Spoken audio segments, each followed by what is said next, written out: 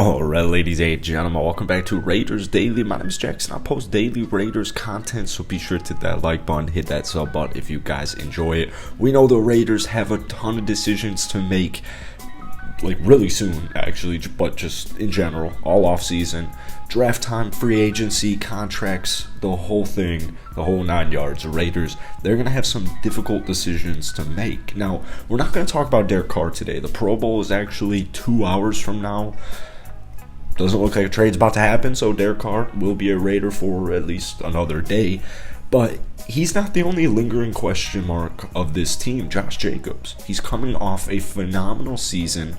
They declined his option this past offseason, and he needs to come back to the Raiders, but I really hope the Raiders don't mess it up, right? If they were to, for some reason, franchise tag him, as he said, he replied when asked the same question, hero turn villain.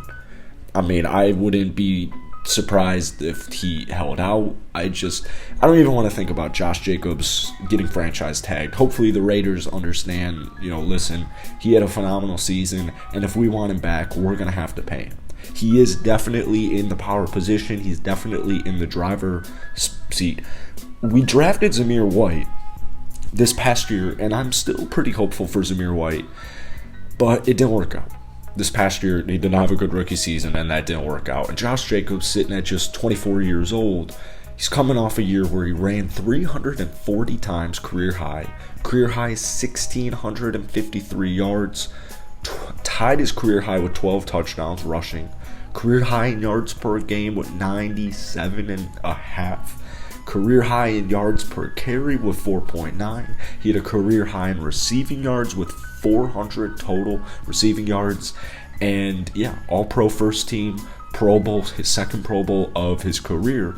But this is something that we really needed because, Derek Carr and his offense just wasn't necessarily consistent, but Josh Jacobs the whole season, regardless of if we were blowing leads, if we couldn't move, if we couldn't score touchdowns, whatever it was, offense and defense included, Josh Jacobs was one of those just reliable, sturdy players we had all season. And at the end of the day, he is a playmaker. He had a great first 2 years of his career. Almost won Rookie of the Year. Second year made a Pro Bowl, had 12 touchdowns. He can catch the ball as well. Not necessarily known for being a receiving back, but he can definitely catch the ball, so it's not like he's just limited with running. And, when you have an offense, regardless of who's the quarterback, when you have an offense where, you have Devontae Adams, technically you still have Darren Waller, Hunter Renfrow right now, I wouldn't be surprised if that were to change relatively quickly.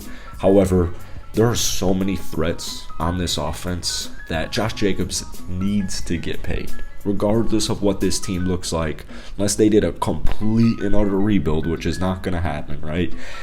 Josh Jacobs needs to get paid. Now, just to play devil's advocate here, like I said, I hope they don't franchise tag him. I hope they don't just genuinely let him walk because, we know running backs in general, they're relatively expendable unless you have a top-tier running back, right? Especially the position can get injured a lot. So the Raiders are probably going to be a little bit skeptical just in general, thinking, all right, he's only 24 years old, so we're not worried about age, but he's ran over 1,000 times in his 4-year NFL career. Let's pay him. Let's pay him handsomely, and let's continue to try and find, possible long-term replacement. Or I guess that's not even going to really be a thing because if you're paying for a couple of years, you don't need a replacement. But let's go draft. Let's continue to draft or find in free agency a reliable backup running back who, if Jacobs were to go down or whatever the situation may happen, we feel comfortable with this guy coming in. And, I thought heading into this past year, we talked about it all offseason, was just their depth at the running back position, and just kind of felt like that did not work out. Didn't need it to work out though, because Josh Jacobs had over 2,000 yards from scrimmage, which is I mean, it blew. It's just not even close. His next highest was his rookie season with just a little over 1,300. So pay Josh Jacobs. Don't be thinking we can draft one. It is a good free agency class as far as running backs go, whether you need a superstar or whether you need a reliable starter or a complimentary starter or a nice backup. It is a good free agency for running backs, but either way, Josh Jacobs, somebody's going to pay him, and a bunch of teams are going to be interested in him nonetheless. I think most Raiders fans want him back, but let me know what you guys are thinking about Josh Jacobs' contract decision. Hit that like button, hit that sub button for daily Raiders content, and I'll see you guys later.